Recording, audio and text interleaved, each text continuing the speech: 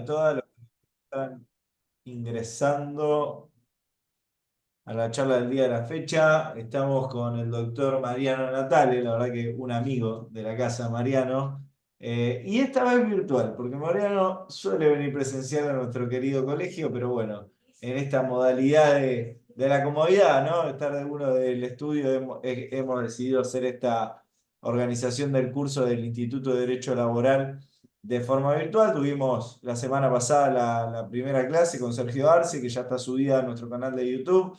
Hoy el doctor Mariano Natale nos autorizó a grabar la clase. Sin perjuicio de eso, participen activamente, así es más interactivo con y para con Mariano. Agradecerle a la doctora Graciana Báez, directora del Instituto de Derecho Laboral, que está conectada, con quien organizamos las charlas de este módulo de laboral, y a la doctora Virginia Carballo, que también pertenece al Instituto de Derecho Laboral, que también veo que está conectada, quien ha cooperado también en la organización de esta jornada. Estamos con el doctor Mariano Natale, que es doctor en Derecho del Trabajo, Previsión Social y Derechos Humanos, es docente universitario de grado y de posgrado, es abogado, recibido por la UBA, fue coautor de la Ley de Procedimiento Laboral de la Provincia de Buenos Aires 15.057. Quédate tranquilo, Mariano, que no vamos a hablar de la audiencia preliminar. Es director en la Fundación de Ciencias Jurídicas y Sociales de CIJUSO, jurado de tesis doctoral, director de tesis de maestría, expositor en diferentes congresos y jornadas, publicista. Y la verdad es que me voy a tomar el atrevimiento de publicitar un libro de la autoría de Mariano Natale, Sergio Arce, un montón de colegas, la verdad que están en el mundo laboral, que se llama La Reforma Laboral, 200 preguntas y respuestas, de la editorial D&D, el cual se los recomiendo fervientemente que lo puedan comprar y leer, y más cuando lo escriben colegas como Mariano, da gusto leerlos, así que tiro el chivo, Mariano, desde mi lugar. Así que bueno, Mariano, un placer y un gusto tenerte en nuestra casa del Colegio de Abogados del Zárate Campana, esta vez de forma virtual, como están amerituando estos tiempos, y te cedo la palabra y esperamos disfrutar de tu disertación, Mariano. Bueno, buenas tardes. Muchas gracias, Guido, por tu presentación. Muchísimas gracias al Colegio de Abogados de Zárate Campana, a la Fundación Ciencias Jurídicas y Sociales y JUSO, a todos ustedes, al Instituto de Derecho del Trabajo del Colegio de Abogados de Zárate Campana, a todos ustedes por estar presentes. Así que bueno, un placer. Lo has dicho, sí, soy un amigo de la casa. Me reciben demasiado bien, ustedes me cobijan demasiado bien, creo que inmerecidamente, pero sí, prefiero ir personalmente hasta con ustedes, pero la realidad es que la comodidad desde estos adminículos electrónicos, no sé si nos facilitan la vida, pero nos hacen trabajar un poco más posiblemente, porque tomamos más trabajos y demás. Entonces, los abogados nos animamos a tomar, por ejemplo, causas en departamentos judiciales a los que no vamos porque tenemos esta posibilidad, por ejemplo. Así que bueno, un placer a todos. Un saludo especial a mi amiga la doctora Cristina Pérgola, que la veo conectada. Así que un cariño especial. Así que bueno, una gran sanmartinense, una gran dirigente de nuestro colegio. Bueno, el tema de hoy, la charla, tratemos de que sea de ida y vuelta. Eh, Va a ser vista, son dos o tres temas que vamos a ver que son demasiado puntuales. Y por honestidad, iba a decir intelectual, pero bueno, por honestidad en sí, les aclaro que voy a hablar desde el lado de el abogado litigante, el abogado del trabajador o de la empresa. Posiblemente si hay algún representante de la Superintendencia de Riesgos del Trabajo, ¿no? Podrá coincidir parcialmente o no coincidir conmigo. Y lo mismo sucederá si habrá algún representante del Poder Judicial. No es mi intención confrontar con nadie, pero estos saben que el ámbito jurídico no es una ciencia exacta. Es una ciencia, pero no es una ciencia exacta. Entonces, eso me lleva a hacer esta aclaración. Son tres o cuatro temas, dos o tres temas que vamos a ver en el día de hoy, por eso la charla es un poco más corta en tiempo. Es sobre la incapacidad física y psicológica, pero más que nada apuntado a la psicológica. Cómo determinar una secuela, cómo analizarlo, aclaro, y reitero, siendo abogado de la matrícula, no soy psicólogo, tampoco soy psiquiatra, pero es esto de la visión nuestra. Y a su vez, hablar de los factores de ponderación. Y voy a agregar algo más, la teoría de la capacidad restante, o conocida como la fórmula Baltasar. Eh, el material ya se lo, usted, ahora yo le voy a compartir pantalla. El material lo dejo ya en el colegio para que lo tengan, como acostumbro a hacerlo. Y les dejo el PowerPoint, se lo dejo. Y a su vez les dejo un artículo mío que es sobre el daño psíquico, su tratamiento en comisión médica. Salió en la revista Microbibre de Seguridad Social, la revista número 1 que dirige la doctora Nadia García. Así que, bueno, ahí le dejé también la revista desde el año pasado. En esto todavía, digo todavía, no hay modificaciones, porque vieron que hay inflación en Argentina. Bueno, la inflación de los precios y demás. Bueno, también hay inflación legislativa respecto de las resoluciones de la SRT. Yo la verdad creo que ya... una aclaración más. Las preguntas háganlas por el chat en lo posible. Yo después al final las leo todas y las respondo. Eh, Cuando se le dio la posibilidad a la Superintendencia de Riesgo del Trabajo de dictar toda la normativa necesaria para complementar o aclarar o corregir o legislar sobre si las situaciones de los infortunios profesionales, se generó una inflación legislativa.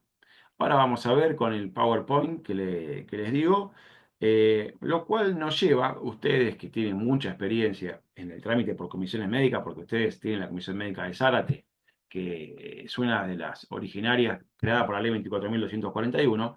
Entonces a ustedes no les voy a explicar nada que ustedes no sepan, porque la idea es que sea una charla entre colegas, no que sea una exposición o algo por el estilo, porque lejos de eso estoy, lejos de eso es la intención de la charla. Pero ustedes que sí saben y sí caminan las comisiones médicas y que ejercen la profesión, entonces conocen perfectamente cuando yo les diga ya desde entrada que si por mí fuera, yo ni pasaría por la vereda de las comisiones médicas, entonces ustedes me van a entender lo que yo les estoy diciendo.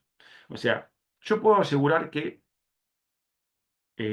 si el paso obligatorio por las comisiones médicas dejara de ser obligatorio para el acceso a la justicia, los abogados en su mayoría y abogadas seguirían yendo. Seguirían yendo por falencias del Poder Judicial, por falencias de los abogados, por desconocimiento, por inmediateces y necesidad de los trabajadores y trabajadoras, por millones de cosas, pero yo creo que seguirían yendo.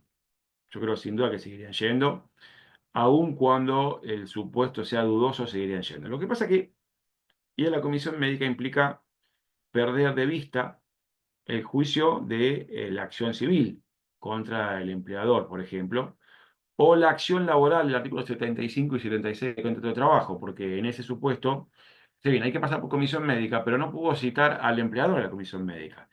Y siendo abogado de empresa aún, que me notifican por la ventanilla virtual, la ventanilla remota, la ESRT, a la empresa notifican a través del portal de AFIP, la empresa se entera del reclamo que el trabajador le hace a la RT cuando debería resguardar esos datos la superintendencia. eh, y siendo abogado de empresas, la empresa se quisiera presentar em, en el expediente administrativo y no lo dejan ser parte. Aún, Guido, cuando aparecen acá admitido, admito yo, ¿no? Ya está, sí, ya. Admito yo, Marian, no te preocupes. Bueno, gracias, Jessy. Gracias, gracias. Bueno, entonces decía, sí, que esto lo he visto con ustedes, me lo ha dicho una colega de ustedes, me dice, yo me he querido presentar. Y digo, ¿pero para qué? Le digo, ¿a usted le gusta sufrir? Y le digo, doctora, me dice, no, no. Y yo lo quise hacer como abogado de empresa y no me ha admitido como parte. Y acto posterior vino la acción civil contra la empresa. Entonces, contestando demanda, diciendo, bueno, mire, no se me dejó el derecho de defensa. Entonces, eh, reitero, y allá, como dicen los jóvenes, me auto-spoileo. Eh, si yo tuviera que pasar por las comisiones médicas, iría de manera voluntaria, no obligatoria. Iría de manera voluntaria y bueno, y trataría de discutir menos. Días atrás, en la Comisión Médica de San Martín, voy con una trabajadora que tiene un problema de hipoacusia. La RT le había hecho un solo examen de audiometría, tiene que hacerse 3 veces. Con el nuevo baremo, el proyecto nuevo baremo, se pasa a hacerlo una sola vez, o sea que la cientificidad de ese estudio está más que en crisis, pero le hizo una sola vez y al hacerlo una sola vez, le dio el alta, la rechazó. O sea, faltaban, ya tenía las citas y me dice la trabajadora, ¿qué hago? ¿Voy? No, no vayas porque no te van a atender. Bueno, iniciamos el proceso en comisión médica y en la comisión médica, en la audiencia médica de la SRT, la médica de la SRT, cuando vieron que teníamos que salir, me vuelve a llamar al rato después de haberla revisado, supuestamente, bueno, revisado no, porque no le puso nada en el oído y nada por el estilo. Entro, me da el acta para que firme y tengo la mala costumbre de leer lo que firmo antes, ¿no? Una mala costumbre que tenemos que guardar esa costumbre. Es el leer lo que uno firma. Y le digo, los estudios complementarios para determinar la hipoacusia. No, no, doctor, con los que están me alcanzan. Y me salió de adentro con mi mal carácter y le dije, alcanzan para el rechazo, doctora. Entonces me dijo, no, no, yo no voy a discutir con usted. No, yo no estoy discutiendo, le digo, pero dígame usted cómo hace, que es Superman, le digo, que tiene la visión, el hombre de hierro. Y me dice, ay, doctor, usted tiene ya unos cuantos años.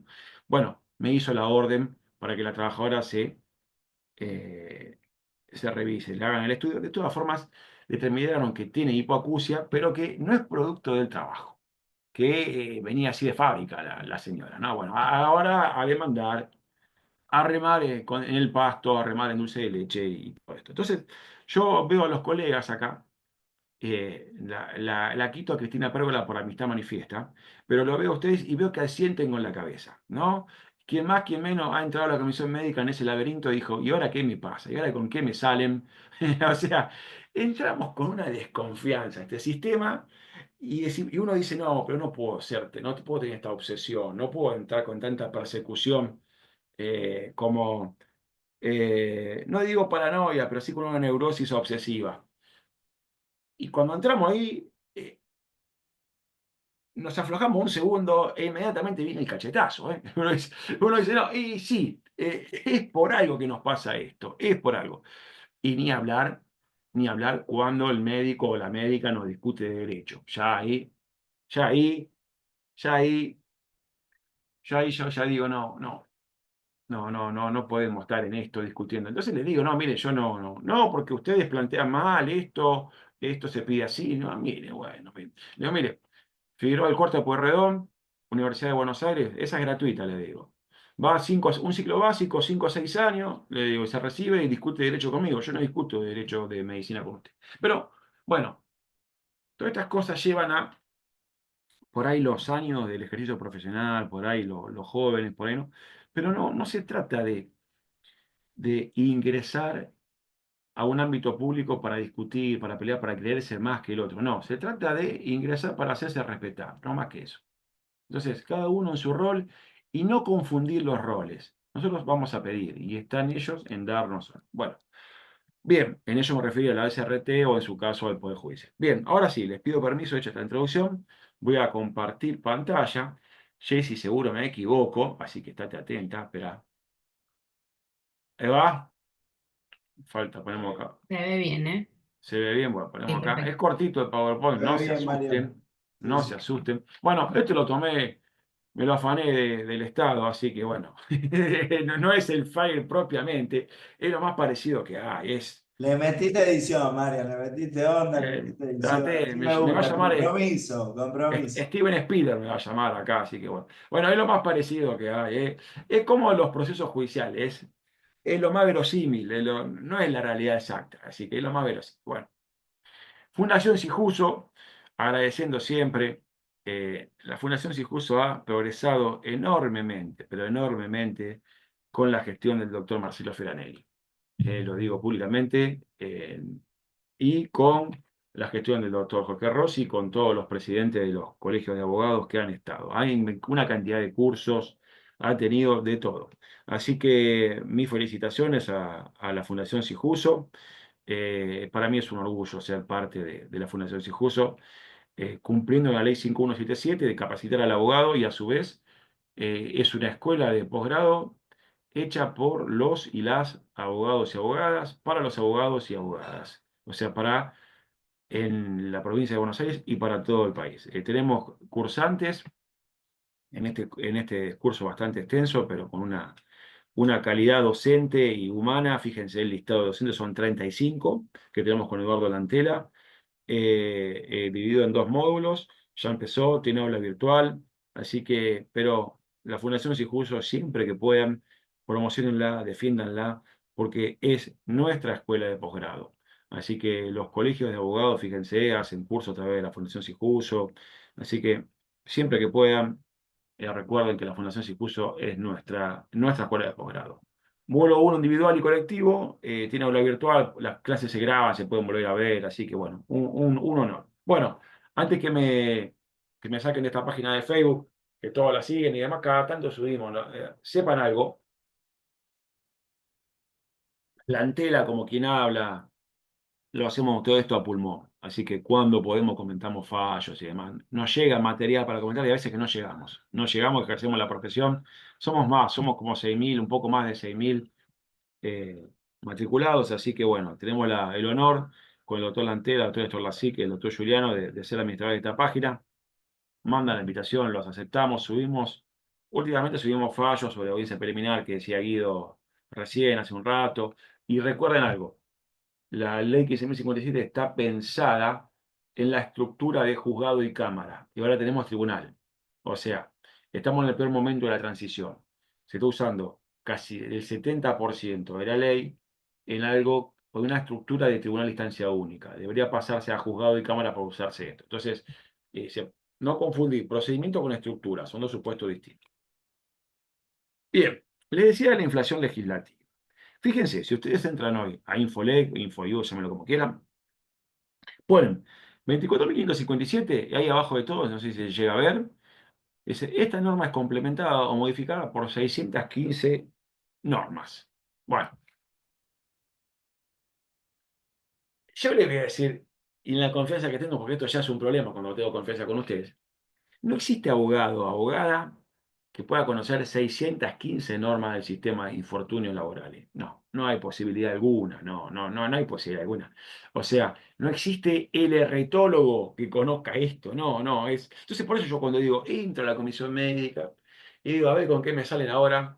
Y entonces el otro día, el año pasado, no el otro día, la médica me decía, la clienta mía tenía una cicatriz acá, atrás, justo abajo de la oreja. Y me decía, no. La cicatriz acá abajo, no. La cicatriz en la nariz, en el pómulo y en la frente. Acá atrás, no. Ah, no. Le digo, ¿y en los pómulos? No, el pómulo llega hasta acá. Y justo la cicatriz está... Todas cosas así. Yo digo, Dios santo, dígame cuál. Sí, varemos tanto. Bueno. Entonces, eh, les digo, hoy en día, en mi visión, es más difícil el proceso administrativo que el proceso judicial. Hoy en día, ¿por qué? Estas cuestiones de las 615 normas hacen que sea una caja de Pandora y sea un laberinto maquiavélico, a veces, hasta lo digo, a veces con buenas intenciones, y perdónenme algunos, no se ofendan a nadie, pero a veces con malas intenciones. Me ha pasado de una médica, de un trabajador que ya era cliente mío de antes, yo lo he hecho el divorcio y demás al señor, y tuvo la mala suerte de que una máquina dobladora de caños le corte 4 dedos de su mano derecha. Imagínense, 2 años de prestaciones, curaciones, operaciones, no, que no quedó bien. En la audiencia médica, la médica le dice, le comenta cómo fue el accidente y le dice, el viernes andaba mal la máquina, le dije a mi jefe me dijo, no te hagas problema, el lunes a primera hora me pongo a trabajar y la máquina baja la guillotina y me corta los dedos. Y la médica tuvo la feliz idea de decirle, y si andaba mal la máquina, ¿para qué puso los dedos? ¿Para qué puso la mano? Le dijo.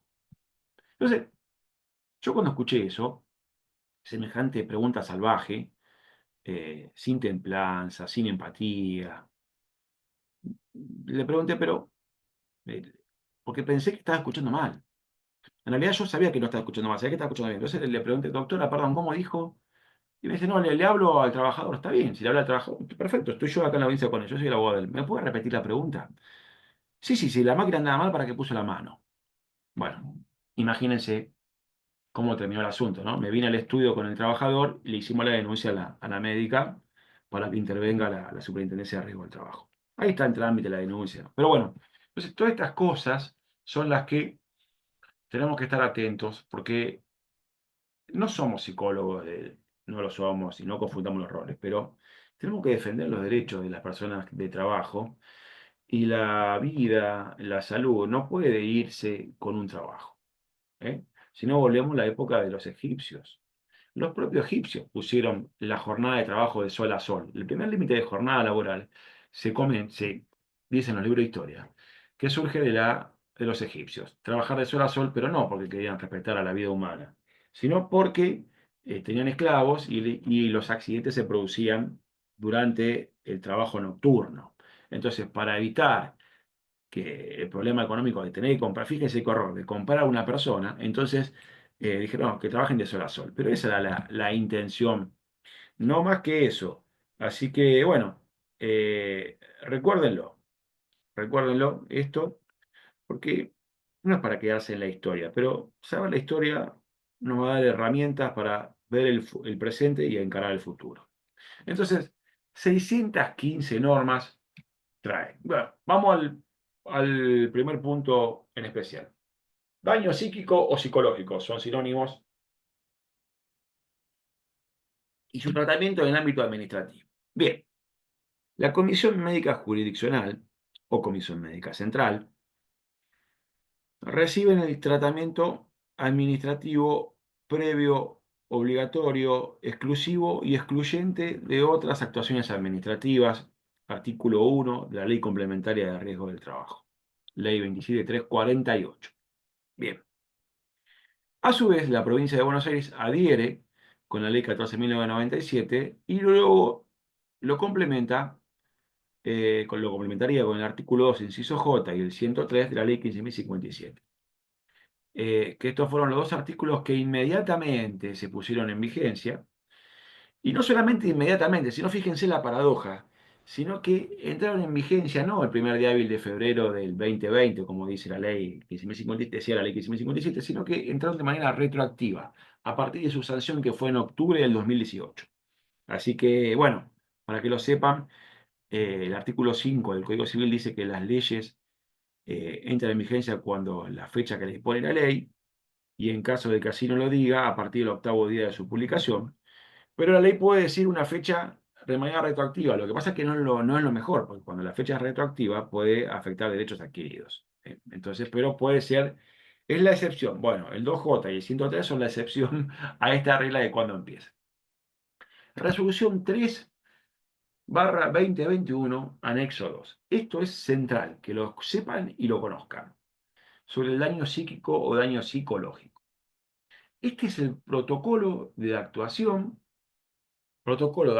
que deben llevar a cabo las comisiones médicas jurisdiccionales o Comisión Médica Central para tratar el daño psicológico. El daño psicológico se sigue debatiendo, de hecho hace 15 días tuve una sentencia en disidencia de la Sala Tercera de la Cámara Nacional de Presión del Trabajo, donde dos jueces quitan el daño psicológico y el voto de la doctora Diana Cañal dice, no corresponde quitarlo, es un daño. Bueno, eh, se sigue debatiendo a nivel judicial si el daño psicológico es autónomo o no lo es. Y no hay duda que es autónomo. Le voy a dar un ejemplo, una casuística, un caso que tuve, que dije, sí, no hay duda que lo es. Tuve que defender a un guardiacárcel, no defender, sino un trámite. En la pandemia, el guardiacárcel se provoca un motín en el penal y estuvo 21 horas, 18 horas recluso y privado legítimamente de la libertad por los reos. Él me dice que me contó que no tuvo ningún problema físico, que no pasó nada, no le pegaron, no lo dejaron, no lo violaron, nada, no lo lastimaron, nada, pero que durante esas 18 horas se representaba todo el tiempo la muerte, que no sabía si iba a salir vivo, qué iba a pasar. El abandono, porque se sentía abandonado por sus compañeros que no lo venían a buscar y demás, y en realidad la penitenciaría estaba armando el plan para poder ingresar y tratar de evitar los menos daños posibles. Por suerte no hubo ninguna muerte, no hubo nada, pero estuvo 18 horas ahí. Daño físico no hubo, pero sí hubo daño psicológico. El hombre quedó muy mal, muy mal. De hecho, en la comisión médica le diagnosticaron reacción de densidad normal, grado 3, por no decir grado 4, porque grado 4 ya acá prácticamente es una incapacidad definitiva. Entonces, fíjense, este supuesto bastante horroroso, supuesto extremo, ¿sí? Pero que les traigo para que más fácilmente puedan distinguir un daño de otro. De hecho, muchas veces se utiliza al daño físico como elemento determinante para si existe daño psicológico o no. Y se confunde uno con otro. Entonces, y muchas veces, si hay daño físico y daño psicológico, primero se toma el daño físico y después hace la capacidad restante, entonces se calcula el psicológico. No, no, no. El accidente es uno solo, se suma todo. Ahora vamos a ver la concurrencia de infortunio, pero si el accidente es uno solo, se suma todo. Entonces, para que se entienda, la persona, la mujer, el varón, lo que se considere ser, la persona es un ser psicobiosocial. Psiquis, biología, la cuestión física, y social, de desarrollo social educativo, de desarrollo académico, de desarrollo de la vida propiamente. Si uno de estos elementos falta en la vida de esta persona, hay algo que no va a andar bien. Y si eso es provocado por el trabajo, entonces tiene que ser indemnizado y reparado. El legislador del año 1995 eh, reguló con un sistema tarifado y de menor cuantía de reparatoria a las lesiones que provoca el trabajo. De hecho, en el 95 se prohibía la acción, no la acción civil, sino se prohibía la acción contra el empleador, ¿no? 39, inciso primero, después vino el fallo Aquino. Pero, más allá de esto, que no es algo menor, el legislador, lo dice la Corte en Aquino, está plenamente facultado para hacer y crear un sistema legal de reparación, ¿no? De indemnización menor a las indemnizaciones que puede dar el ámbito civil. Pero a cambio de esto, debe facilitar las prestaciones, en el sentido de que no debe acreditar los 4 presupuestos de responsabilidad civil, el daño, el factor de atribución, el nexo de causalidad y la conducta jurídica. Entonces, en el ámbito laboral, en el ámbito de la ley de riesgos del trabajo y sus modificaciones, lo que campea es el reconocimiento o el rechazo del RT. Y ante el silencio, ya tengo el reconocimiento. Presunción iure de iure. Tiene 10 días la RT para despedirse, prorrogable por 10 días más, desde que se hace la denuncia de el siniestro del accidente. Pasó esos 10 días, la RT no se expide, se lo tiene por reconocido y tiene que otorgar prestaciones médicas y prestaciones dinerarias que se llaman reparaciones. Fíjense que no es porque sí la diferencia. Uno es reparación y el otro es indemnización. La reparación es la que trae la ley de riesgo del trabajo. La indemnización es la plena, 1740 del Código Civil y Comercial. Así que fíjense, no confundan los términos indemnización con reparación, son distintos uno de otro.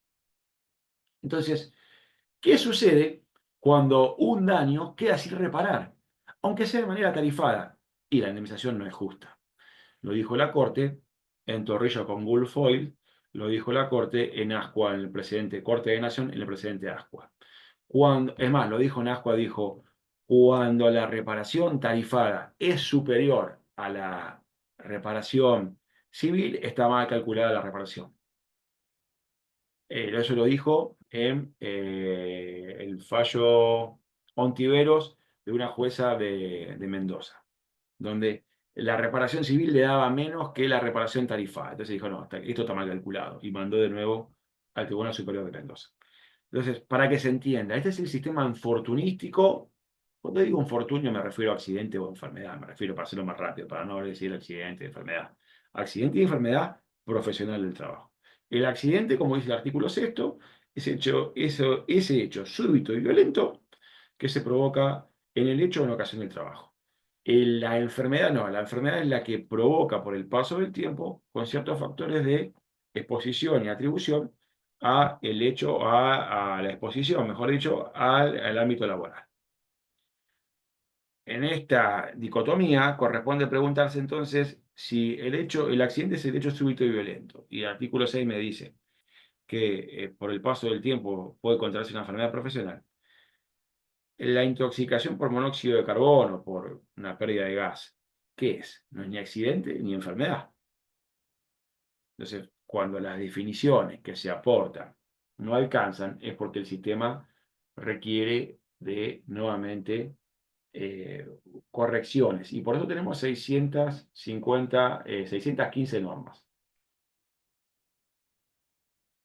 Bien, vamos a ver qué sucede en el anexo 2. ¿Qué es el anexo 2 de la resolución 3/20? Dice, el daño psicológico o el daño psíquico, es lo mismo, procede de su valoración en comisión médica. ¿Cuándo? ¿Cuándo? Bueno, les ha pasado que a veces que le mandan a hacer estudio complementario y le designan un psicólogo o un psiquiatra para hacer un psicodiagnóstico. Y me ha pasado que a veces no. Y ustedes no entienden por qué, o no entendemos a veces por qué, hasta que leemos la resolución 3/2021 y ahí nos damos cuenta. ¿Qué está pasando esto? El informe para la valoración del daño, el daño psíquico, va a darse con el informe realizado por el profesional interviniente con requisitos mínimos que deberá hacer. Bueno, el médico lo evalúa,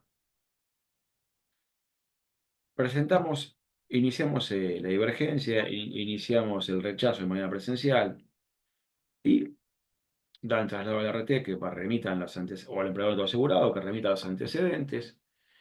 Se pasa a ver si se cumple con todos los requisitos, si el abogado tiene la matrícula al día y demás. Y luego de eso se hace el dictamen, si es un rechazo, o se manda o se remite directamente a la audiencia médica. En la audiencia médica, depende de cómo haya sido el accidente, deberá hacerse una evaluación neurocognitiva. Y esa evaluación neurocognitiva la va a determinar el médico y por eso es importante que ustedes conozcan el resolución 3/2021, porque en ese caso sí va a ser una serie de test psicológicos que antes en pandemia se hacía por videollamada, o sea, se citaba el trabajador en la SRT, en la comisión médica, y el psicólogo o el psiquiatra estaba por videollamada, pero se lo citaba para identificarlo al trabajador en ese lugar. Entonces, y en este caso, acá dice la enumeración de las baterías y los test que hay que hacerle, ¿no? Evaluación neurocognitivas, entrevistas, discriminación, descripción del siniestro. ¿Cómo fue? ¿Hubo una violación? ¿Hubo pérdida de un órgano? ¿Hubo amputación de algún miembro? ¿Hubo armas de fuego? ¿Hubo secuestro? Entonces, en esos supuestos, procede la habilitación de la evaluación psicológica. En los otros supuestos, según la resolución 3/2021, no procede. Pero no es que no hay daño psicológico, sino que el sistema lo limita. El sistema lo limita en este sentido. Les pido un segundo que me están, un segundo nomás y ya, espérenme, ya continuamos. Dame un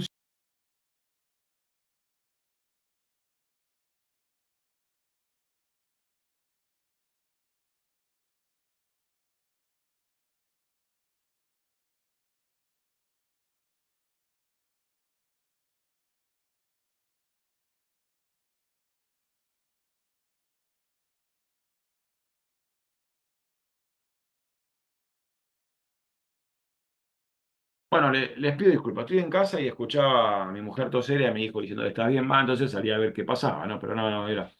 Les pido disculpas. Ahora sí, continuamos. Entonces les decía, eh, vamos a ir compartiendo. Ahora sí, espérenme, el PowerPoint está acá. Bien, entonces les decía, tienen que evaluarlo acorde a este protocolo, pero no es que si no lo evalúan no existe daño psicológico o daño psíquico. Sí, puede existir. Lo que pasa es que no está siendo medido, discúlpame la expresión, no está siendo evaluado. ¿Eh? No es que no existe, sí existe, pero si no hubo un secuestro, si no hubo armas de fuego, si no hubo una pérdida de un órgano, si no hubo una pérdida de un miembro, si no hubo una violación, no hubo acoso, no se va a aplicar este protocolo. Pero imagínense, no, bueno, pero tengo un corte en el rostro, una cicatriz que me provoca, la verdad, me miro en el espejo y cada vez que me veo me pongo a llorar. ¿Hay daño psicológico? Y sí, no hay duda. ¿Está siendo evaluado por la comisión médica? No. No porque me enganchó un fierro dentro de la fábrica, justo giré así y me enganchó el fierro. Bueno, no es que no existe daño psicológico, no va a ser reparado. Y el tema está dado que una vez que acordemos ante el servicio de homologación, por lo pronto no va a ser revisado en sede judicial. Va a ser homologado en los términos del artículo 15. Entonces, para que lo sepan. ¿Eh? Espérenme que me pasé. Bueno, acá dice cómo tiene que hacerse los hallazgos en las técnicas administradas. Bueno, distinguir los indicadores recurrentes. Esto más que nada apuntado, no, nosotros mucho no conocemos de esto. Salvo que sean psicólogos, psiquiatras, yo no lo soy, así que bueno, y la orientación y demás, y si tienen, y si requiere tratamiento y demás. Bien. Personalidad de base. Fíjense que abajo dice, tiene que, ahora vamos a ver la personalidad de base. Esto se lo pregunté a una perito psicóloga, yo soy abogado de peritos, y la llamé hoy y le pregunté. Ahora vamos a ver. Dice impresión diagnóstica, bueno, el diagnóstico en el baremo. En realidad acá dice 24 de junio del 96, pero debería ser el 49-14, no este, pero bueno, así dice el 321. Bien. Y las técnicas de los test, el Roger, los test que corresponden, el hombre bajo la lluvia, eso lo va a determinar el profesional de la psicología o el psiquiatra. Personalidad de base, pues yo le digo, lo llamé hoy, porque siempre tuve esta duda, ¿no? Digo, uno le pide que explique la personalidad de base, y la verdad, que no lo conocía antes del accidente. ¿Cómo me puede decir cómo era antes del accidente y cómo es ahora? No me surge esa duda, digo. Me dice, no, mira, ahí se puede llegar a determinar, no con exactitud, pero se puede llegar a determinar. Y me dice, mira, la personalidad base tiene tres estructuras básicas: la neurosis, la psicosis y la perversión. Me dice, y me dijo, neuróticos somos casi todos los que vivimos en Capital Federal y el AMBA, tenemos casi todo. Me dice, y la neurosis tiene tres formas principales, que son la histeria, la fobia y la obsesión. ¿No es cierto? Por eso yo le decía, uno va a comisión médica con una obsesión, a ver con qué me salen ahora, y dicen, no, bueno, no puedo pensar así, y después ya salen con algo que es así, entonces es normal que tenga la obsesión, ¿no? Bueno, la psicosis por un problema, tenemos un problema con la percepción de la realidad, por ejemplo, la esquizofrenia, la persecución. Y ya la perversión, ya me explicaba la psicóloga, la licenciada Andrea Ávila, que es la más grave de todas, ya la que es más difícil de curar, cuando ya el sujeto disfruta con el mal ajeno, ¿no? Entonces, esta ya es la perversión, me decía. Me lo explicaba con el ejemplo de un clavo y un auto, me dice. Rayás un auto y el psicótico lo raya, bueno, pero el perverso lo raya y espera ver la reacción del dueño del auto para disfrutar cómo sufre esa persona. Me decía, bueno, hay ejemplos más graves que esto, ¿no? Pero bueno, me dio ese ejemplo para que se entienda. Bien, sugerencias entonces, sugerencias. Antes de iniciar un proceso judicial, o un proceso médico, perdón, pero un proceso administrativo, hay criterios de algunos tribunales, bastante minoritarios por suerte, que entienden que todo lo que se debata en comisión médica, sí que existe debate, por supuesto, pero todo lo que se ventile en comisión médica, tiene que ser un fiel reflejo en el ámbito judicial. Bueno, además está decir que no comparto ese criterio, porque en comisión médica no debato con jueces ni con abogados, debato con médicos sobre derecho, lo cual es más grave todavía. Pero bueno, y algo más. Los tribunales del trabajo no son la alzada y el órgano de revisión judicial del ámbito administrativo. No, son dos ámbitos totalmente distintos. Pero bueno, para evitarse problemas y por si llegan a encontrarse con tribunales con esta idea o limitada de acotar el reclamo judicial a lo que dice el daño, el reclamo administrativo, mi recomendación o sugerencia es que inicien el proceso administrativo con una demanda breve, pero una demanda sí, donde tengan el objeto, los hechos, el derecho, la prueba de la que quieren valerse Y dentro de la prueba ofrecen la pericia médica y la pericia psicológica, sin importar si el médico o la médica de la SRT luego lo va a abrir o no el daño psicológico. Porque si no se da estos supuestos que le dije, de robo con armas, si no se da el supuesto de amputaciones, si no se da el supuesto de pérdida de órganos, si no se da el supuesto de secuestro, de violaciones o de abuso, no van a habilitar el daño psicológico. Pero no es que no exista, no lo van a tratar.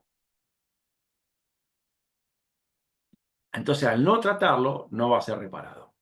Pero no es que exista. Entonces, cuando tengan se presente este problema, que fue a una comisión médica sin pedir el daño psicológico, llegan a los no se ponen de acuerdo, llegan a los tribunales y los tribunales le digan, ah, no, no pidió el daño psicológico, lo inmediato que yo sugiero es interponer revocatoria explicando la resolución 3/2021, que lo dice claramente. Es más, en cualquier parte del proceso administrativo, ustedes bájenlo, que ese archivo en PDF, se lo guardan y busquen que cuando hacen los elementos de validación del proceso, en algún lado va a decir si corresponde o no el daño psicológico, el daño psíquico. Y va a decir 3/21, SRT. Ese es el protocolo anexo 2. Entonces ahí dicen, no, no. Y ahí le explican al Poder Judicial, no, mire, el daño psicológico fue tratado en comisión médica, fue tratado, pero esta resolución no se habilitó su investigación, porque no sabemos si hay daño psicológico o no, pero debe investigarse, debe hacerse la pericia. Entonces la pericia me va a dar si tiene daño psicológico o no. Entonces, pero para que entiendan. En mi visión, lo mejor es evitarme este dolor de cabeza posterior y ya iniciar el proceso administrativo con una demanda que luego puede ser ampliada, pero donde ya pidan todo y se evitan este problema. Bien, a ver si pasa. Ahí está. Bueno, antes de seguir con los paros de compartir, espérenme que leo la pantalla a ver si hay preguntas. No, acá. Está subido el material, sí, lo van a subir, me dijo Jessica y el doctor Borrelli. El material lo van a dar después. Bueno, no, preguntas no, no veo. Entonces, continúa. Bien, continuamos con acá. Espérame. Era este. Bien, factores de ponderación. Otro tema. Los factores de ponderación lo van a encontrar sobre la reglamentación en el decreto 658 del 96, que reglamenta el artículo octavo, inciso tercero de la Ley de Riesgo del Trabajo.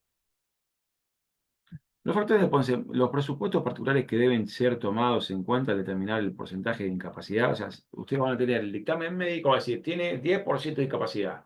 Factores de ponderación, la edad, el tipo de actividad y las posibilidades de reubicación laboral.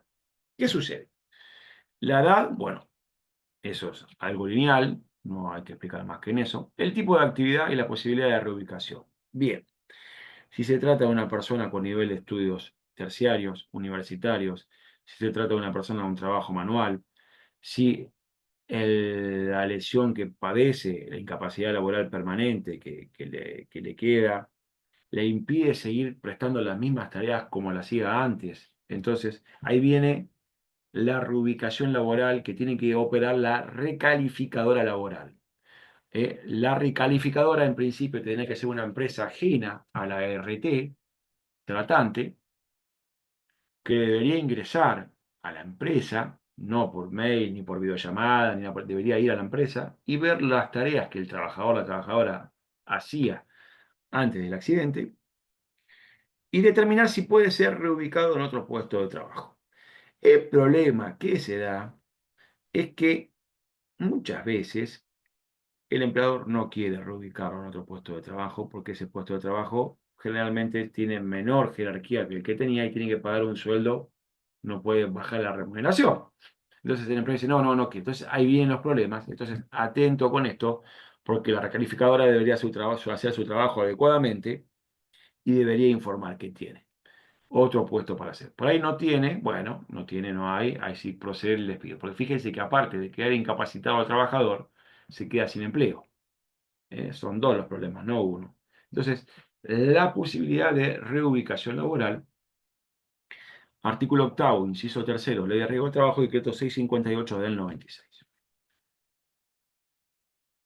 Los factores de ponderación, bueno, estos son claros acá, cómo influyen uno con otro. En rigor de verdad, estas placas de factor de ponderación la hizo mi amiga la doctora Analia García, así que tengo ella. Y bueno, somos amigos, nos pasamos los PowerPoint. Esta parte la hizo ella. Porque esto en realidad no es bastante complejo de explicar, pero ella tiene una capacidad para hacer los PowerPoint, así que bueno, se lo pedí a ella, me lo mandó. Así que verán ahí. Por eso no le puse Mariano Natalia, porque no es mío. Y corresponde por honestidad intelectual decirle quién lo hizo. Factores de ponderación. Edad no tiene variantes, es la que corresponde. Tipo de actividad. Ahí viene el grado de dificultad para realizar las tareas habituales. Como le decía, sin dificultad, con dificultad leve, dificultad intermedia o alta dificultad. Este hombre perdió, por ejemplo, perdió la mano dominante y la dificultad va a ser alta.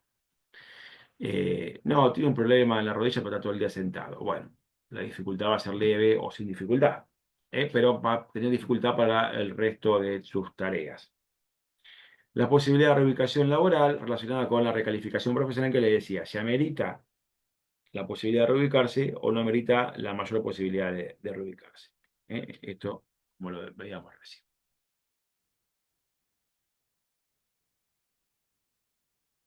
Sucesión de siniestros.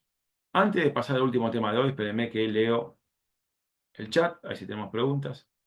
Doctor, ¿me puede dar algún consejo para tratar casos cuando existe mala praxis de las ART? Mire, primero presignarse, ¿no? Primero, encomendarse, como decía mi profesor de práctico, se encomiendan al Dios que ustedes quieren, pero se encomiendan a alguno. Y hay varias teorías. Yo no tengo opinión formada sobre esto. Cuando hay mala praxis de la ART, en realidad hay mala praxis de los médicos, no de la ART. Cuando no se informa lo que corresponde, se está falseando la historia clínica. La historia clínica es un instrumento público o privado, el instrumento en sí. No es neutro falsear la historia clínica. Entonces, esto tiene que verse. Hay la responsabilidad del médico o la médica que hace eso, porque el profesional, la subordinación está menguada en la subordinación técnica. El médico es él el que sabe. Por más que sea empleado de la SRT, él el que sabe, mira, a este le corresponde más tratamiento, a este ya está de alta, a este le corresponde un 15% o lo que fuere. Hay esta teoría que les decía, que es ir por eh, los daños emergentes del derecho del consumo. No está tan desarrollado en jurisprudencia esto. La doctora, la jueza del Tribunal de Trabajo 4 de Morón, eh, bueno, tiene sentencias sobre esto, y hago bien en no nombrar a los jueces, porque después nombro uno, se enoja otro, entonces mejor que no los nombre. Bueno, entonces, tiene sentencias sobre esto, el Tribunal Superior de Mendoza también tiene sentencias sobre esto. En ese supuesto puede ir por ese lado. Así que, bueno, pero para que lo sepa. Bueno, pasamos al último tema de la tarde. Espérenme, compartir pantalla. María Gabriela de Columbres es la jueza. Pero como el último tema. No, acá. Bien, sucesión de siniestros. Bueno, en esto vamos a tratar de verlo más sencillo de ver, pero anticipo desde ahora, antes de terminar, que hay un intento de modificación del baremo sobre este punto en especial. Así que vamos a verlo. Bien. Normas específicas, decreto 491 del 97.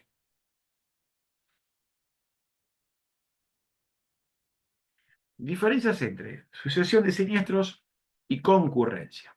Entonces puede darse con un mismo empleador o con varios empleadores. Con varios empleadores hay pluriempleo.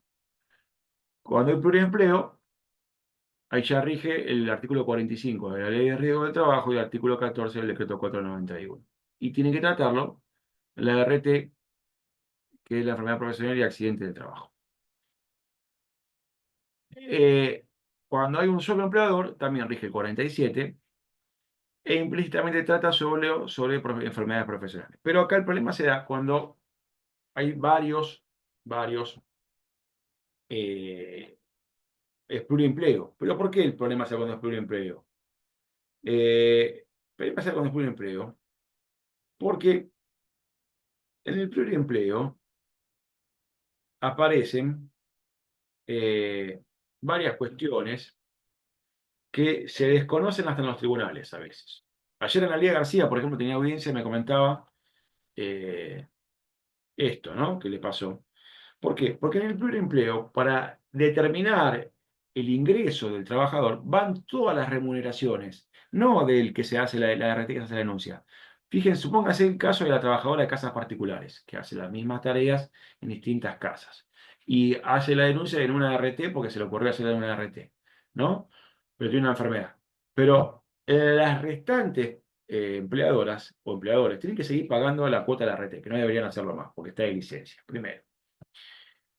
Y a su vez deberían poder la trabajadora sumar todas las remuneraciones que tiene, porque deja de trabajar no para un empleo, para todos los empleos, porque está incapacitado para todos, no para uno. Entonces, este es el problema. Entonces, cuando suceda esto del pluriempleo, tenemos que estar atentos para hacer valer los derechos de los trabajadores y las trabajadoras. Entonces, la incapacidad incremental, bueno, prestaciones en especie, la regla clara dice que la RT es la responsable de la cobertura de la última contingencia, a excepción que el trabajador elija la RT de contingencias anteriores, ¿no? Esto es medio extraño que se vea, pero puede llegar a darse. Entonces, el trabajador debidamente asesorado hace la denuncia en la RT que dice, no, pero pará, yo para Josecita trabajo 2 horas y para Mariano trabajo 6 horas. Le hago una denuncia a la RT de Mariano que trabajo más tiempo, estoy expuesto a esas tareas, problema de cintura generalmente en trabajadores de trabajadoras de casas particulares, lesiones comunes que pueden darse en ese tipo de trabajo. Bien, y la incapacidad incremental es la que quiere modificarse ahora. ¿Por qué? Porque la regla me dice que la red es responsable de la cobertura de última contingencia. Esta es la regla, pero la excepción está dado si con anterioridad a la incapacidad laboral permanente, o el pago único o la incapacidad, ante la incapacidad integral. Si sumo o no sumo las incapacidades. La integral la sumo. La fórmula Baltasar no sumo. Ahora vamos a ver. ¿Qué es lo que se quiere hacer con el baremo? El proyecto es proyecto. Como todo proyecto puede ser modificado. La ley también puede ser modificada, pero lleva más tiempo en la modificación. Pero quiere hacerse cuando ya exista un siniestro, tomarse la teoría de la capacidad restante cuando hay incapacidad psicológica e incapacidad física. Y eso no corresponde, porque tiene que sumarse incremental. O sea, si tengo un 5 de física y un 5 de psicológica, la incapacidad es 10 sobre 100. Pero si yo ya resto, primero la física, 5, el otro 5% no va a ser tomado sobre 100. O sea, si resto el 5 de incapacidad física pero tengo un 5 de psicológica, pero no lo resto, pero voy a la teoría de Baltasar, la fórmula de Baltasar que ahora vamos a ver, ya no resto sobre 100, sino sobre 95. Entonces ya no es 10, no va a ser 9,50. Bueno, y así lo pueden tomar. Bueno, esto sí, la fórmula Baltasar, ahora lo vamos a ver, acá está. La fórmula Baltasar sí debe proceder cuando hay sucesión de siniestros. ¿Qué es esto? Cuando el trabajador tiene un siniestro, se repara y luego de repararse continúa su vida útil y ya no queda, como se dice, la total obrera, no queda en el 100%. Entonces, supónganse, vamos a dar número redondo. Trabajador, el empleador hizo los deberes, la RT hizo los deberes, le hizo los exámenes preocupacionales de ingreso y los exámenes periódicos. Son obligatorios, no son optativos, anuales. La RT fiscalizó en la empresa y dice, no, no hay factores de exposición. Bueno, pero tuvo un accidente en itinere, un 10% de incapacidad. Listo. El trabajador queda de ese 100% con el 90% de incapacidad. No le impide hacer sus tareas, sigue trabajando. Trabajador con mala suerte, a los 5 años, a los 10 años, tiene otro accidente, o un 20% de incapacidad se dictamina. Ese 20% nuevo no va a ser sobre el 100%, sino sobre el 90%. Eso es lo que es la fórmula de teoría de capacidad restante o incapacidad restante o fórmula Baltasar. En ese caso sí es correcto, aunque me duela reconocerlo, sí es correcto. Por eso le dije de entrada, hablo como abogado litigante, hablo como abogado de empresa y abogado de trabajadores, por sobre todo abogado de trabajadores. En ese caso sí, pero lo que no corresponde hacer es aplicar la teoría de la capacidad restante ante un mismo siniestro. Ahí no. Y algunas comisiones médicas lo están haciendo. Y el baremo que se proyecta a reformar trae esta reforma. Así que para que sepan, ¿por qué? Porque no es lo mismo determinar un 20% sobre 100 que sobre 90. Voy a repartir menos. Bien, les dije que era muy puntual y he llegado en tiempo y forma. Increíble que no me he ido por las ramas, así que he llegado en tiempo y forma. Les agradezco. Vamos a las preguntas. A ver, acá, vamos a ver. Carlos, el doctor Carlos Bustamante, a ver qué dice.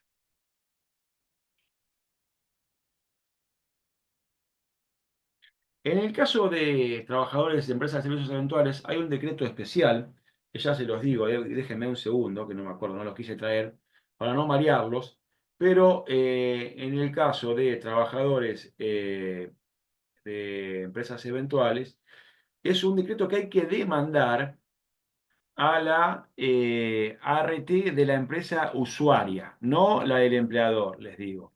Si demandan a la empresa a la RT de la empresa de servicios eventuales, van a tener un problema de legitimación, salvo que esa RT se haya dado cuenta y haya traído a la RT del empleador, porque ahí sí corresponde este supuesto, porque claramente es la empresa de la RT, la empresa usuaria, la que es la que tiene la posibilidad de fiscalizar el cumplimiento de la normativa de seguridad e higiene.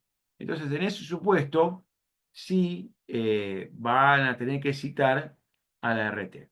Ahora yo les aclaro algo que puede llegar a darse en un supuesto muy, muy especial. Supóngase que se equivocan y demandan solamente a la RT de la empresa usuaria. Bueno, y esto lo advierte eh, la RT de la empresa usuaria. Y dice, no, no, pero hay pluriempleo o hay trabajadores eventuales y no cita a la RT que corresponda. A veces será que es la misma, ¿no? Y a veces será que no es la misma. Entonces, en ese supuesto, yo les digo algo, eh, en ese supuesto hay, escuchen bien lo que le voy a decir, deslealtad procesal por parte de la RT.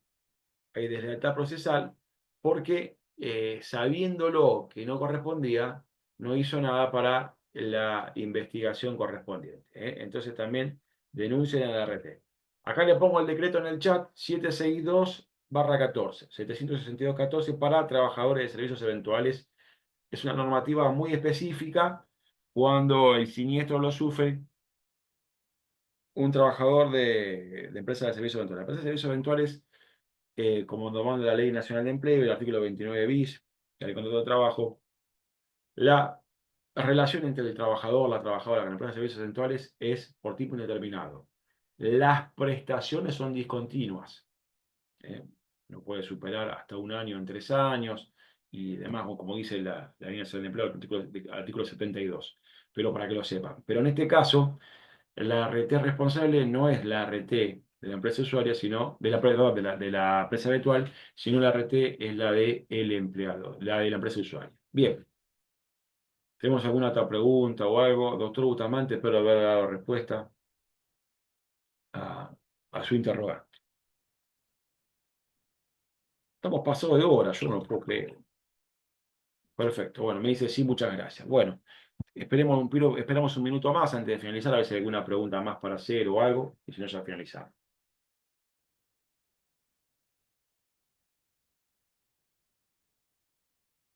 Bueno, el tema de hoy eran tres temas demasiado puntuales, que traté de hacerlo lo más ameno posible.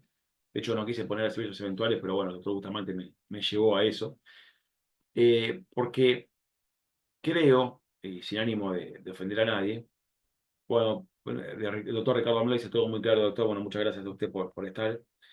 Eh, Requiere de hablar de estos temas tan específicos, de un conocimiento, de un bagaje previo de ley de riesgo del trabajo, ¿no es cierto? Porque es un curso de posgrado, entonces estamos ya hablando, ya partiendo del camino ya andado, ¿no? No estamos saliendo del kilómetro cero, sino ya estamos andando ya cerca de la Quiaca, ahí el kilómetro y en adelante, ¿no? Bueno, estamos yendo hacia Villazón, Bolivia, estamos partiendo ya desde Córdoba, más o menos, ruta 9. Bueno, la doctora, gracias Cristina, bueno, por tu saludo, bueno, muchísimas gracias. Bueno, si no hay más preguntas, el doctor Alejandro Herbert me dice, gracias doctor, muy bueno lo del empleo eventual, no, por nada, por nada. Así que recuerden y aclaren si están con algún juicio de servicio eventual y la RT que demandaron equivocadamente, tiene un problema de legitimación ahí, y la RT no lo hizo, recuerden, hay una deslealtad procesal por parte de la RT. Nosotros debemos demandar al que corresponde, pero el proceso no es una ficción.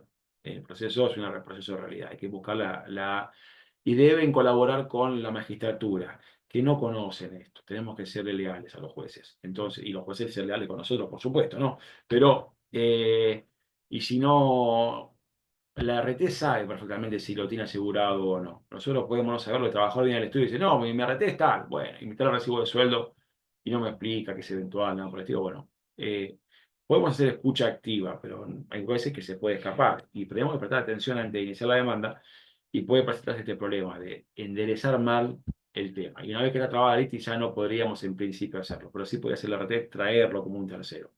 Y si no lo hace, les reitero, hay mala fe por parte de la RT. Hay deslealtad procesal. Bueno, en resumen, nos hemos pasado. A ver qué me dice el doctor Bustamante, que me está exprimiendo hasta la última gota.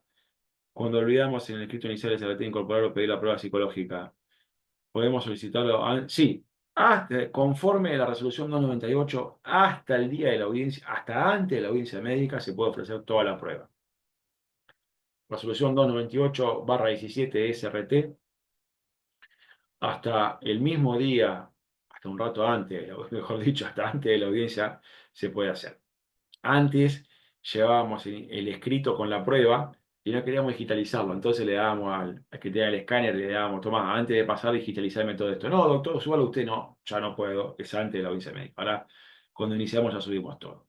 Pero sí, hasta antes se puede hacer. De todas formas, si no lo hizo, recuerde, resolución 3/21, que siempre va a estar el daño psicológico, siempre va a estar. Va a tener que ser tocado por la comisión médica. La doctora Mirta Ferreira, muchas gracias, doctor. Todos los temas fueron muy claros. Bueno, gracias a ustedes entonces por haber estado. Bien, la próxima clase siguen con el curso. Tienen a integrantes del Colegio de Abogados local. Así que bueno, les agradezco a todos ustedes por estar presentes. Les agradezco nuevamente al Instituto de Derecho del Trabajo del Colegio de Abogados Zárate Campana, a la Fundación Sijuso, a Ciencias Jurídicas y Sociales. Les agradezco al Colegio de Abogados de Zárate Campana.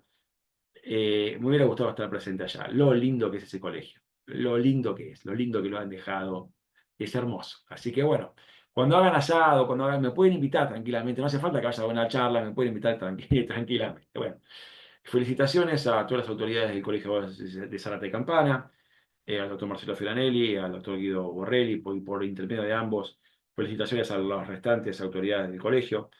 Así que bueno, el material lo tiene Jessica, se lo piden a ella. Así que bueno, muchísimas gracias a todos y todas. Un placer verlo. Gracias por la invitación.